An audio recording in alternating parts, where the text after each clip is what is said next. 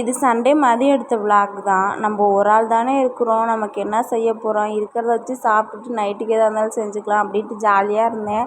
அப்புறம் அவர் ஃபோன் பண்ணிட்டார், 2 மணிக்கெலாம் மீட்டிங் முடிஞ்சிச்சு, நான் 1 ஹவரில் வீட்டுக்கு வந்துடுவேன் அப்படின்னு ஃபோன் பண்ணிட்டார்.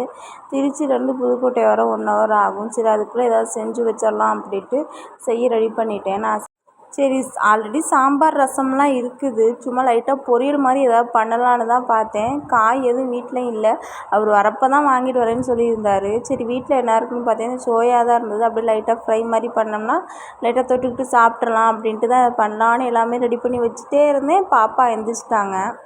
அப்புறம் என்ன, எப்போதும் போலே அவளை தூக்கி வச்சுக்கிட்டு சமைக்க ஸ்டார்ட் பண்ணிட்டேன். அவள் கூட நம்மளும் சேர்ந்து படுத்திருக்கப்பெல்லாம் பாப்பா எந்திரிக்கவே மாட்டா. சரி தான் நல்லா தூங்குறாளே, நம்ம போய் ஏதாவது வேலை செஞ்சு வச்சுட்டு வந்துடலாம் அப்படின்ட்டு நான் கிளம்புறப்ப கரெக்டாக முழிச்சிருவாங்க. இன்றைக்கும் அப்படி தான், நான் எந்திரிச்சு எல்லாமே ஃப்ரை பண்ணுறதுக்கு எல்லாமே ரெடி பண்ணி வச்சுட்டே இருந்தேன். அவங்களும் எந்திரிச்சிட்டாங்க. அப்புறம் செஞ்சு முடிச்சுட்டு அடுப்பை ஆஃப் பண்ணேன், அவரும் வந்துட்டார். அப்புறம் 2 பேரும் உட்காந்து சாப்பிட்டோம். சண்டேனா எப்போதுமே பாப்பாவை தலையோட குளிப்பாட்டி விட்ருவோம், அப்போ தான் அவரும் வீட்டில் இருப்பார். அதனால் 2 பேரும் சேர்ந்து தலையோட குளிப்பாட்டி விட்ருவோம். இன்றைக்கி என்ன பண்ணுறதுன்னு யோசித்தேன். சரி அவர் ஈவினிங் குளிப்பாட்டி விடலான்னு சொல்லவும் அப்புறம் அவர் வந்தோடனே பாப்பாவுக்கு தண்ணி போட்டு குளிப்பாட்டி விட்டோம்.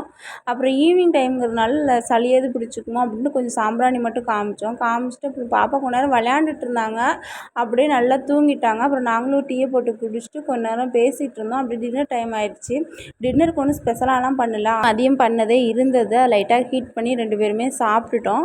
அப்புறம் லைட்டாக பாப்பாவுக்கு பால் மட்டும் ஹீட் பண்ணி வச்சுருந்தேன். ஏன்னா நைட்டு திடீர்னு பசின்னு அழுதாங்கன்னா ஆற்றி கொடுத்துக்கலாம் அப்படின்ட்டு பாலை மட்டும் ஹீட் பண்ணி வச்சுட்டு காலையில் சுண்டல் போட்டு காரக்குழம்பாட்டம் கொஞ்சம் வைக்கலான்ட்டு சுண்டல் மட்டும் கொஞ்சம் ஊற வச்சுட்டு தூங்கிட்டோம். தேங்க்யூ ஃபார் வாட்சிங். இந்த வீடியோ உங்களுக்கு பிடிச்சிருந்தா லைக் பண்ணுங்கள்.